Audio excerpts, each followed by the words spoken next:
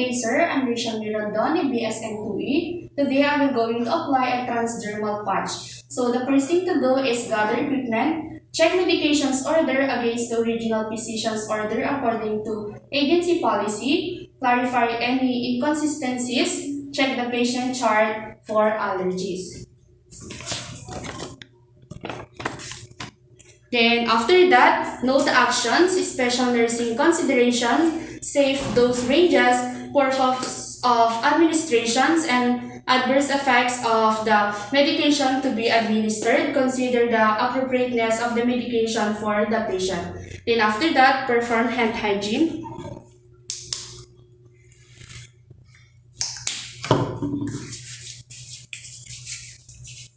Then after that, prepare medication for one patient at a time. Then read the MAR and select the proper medication from patient's medication drawer or unit stock. Then after that is compare the label with the MAR and check expiration dates and perform calculation if necessary.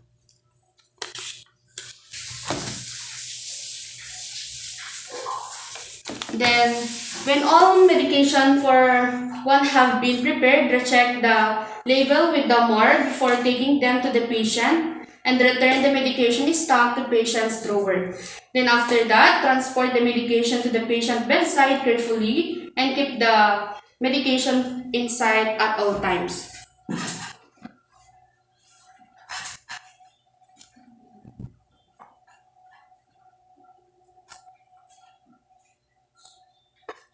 Then, after that, ensure that the patient receives the medication at the correct time.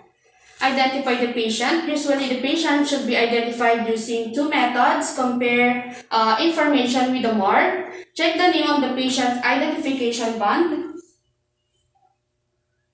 Then, after that, if the patient cannot identify him or herself, verify the patient's identification of the significant others. So, good day, sir. I'm Richelle Rondon, your nursing for today. May I know your name, sir? I'm sorry for that, sir. Your birthday, sir? So, July 30, 2000. Taga saan po kayo, sir? Tapo. So, then after that, complete necessary assessment before administering medication. Check allergy bracelet or ask patient about allergies. Then explain the purpose and action of each medications to the patient. So, the purpose of transdermal patches is that adhere to the skin as a way to deliver drugs and provide a specific predetermined dose of medication which is absorbed through the skin and into bloodstream. Then after that is perform hand hygiene and put gloves.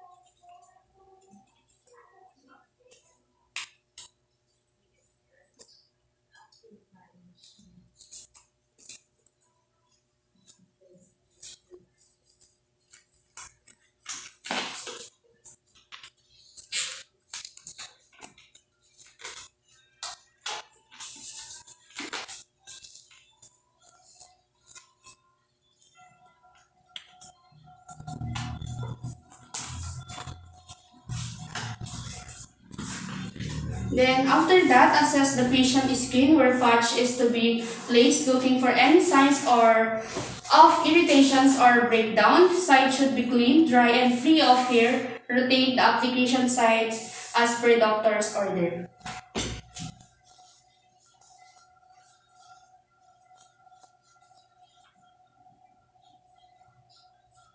Then after that, remove any old transdermal patches from the patient's skin. Cut into the half or fold the old patch in half with adhesive side sticking together and discard according to hospital policy.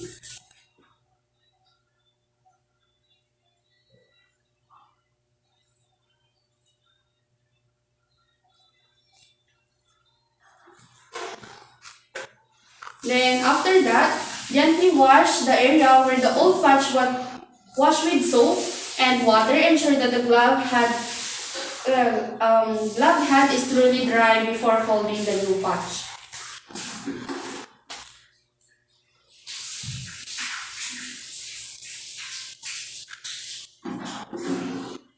Then after that, remove the patch, form its protective covering, write your initial and date and time of administrations of the level side of the patch.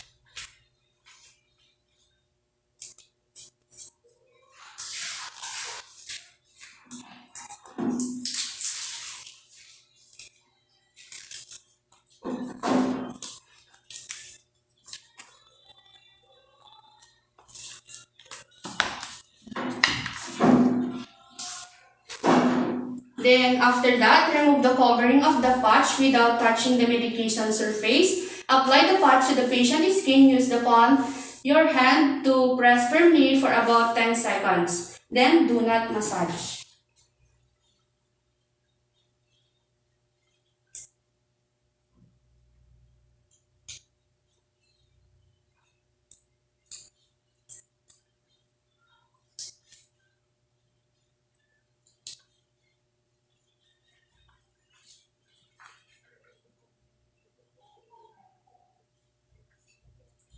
Then after that, remove gloves and perform hand hygiene.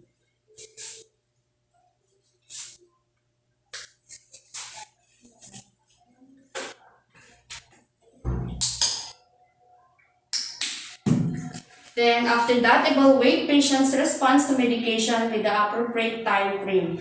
And after that, document the procedure in patient chart.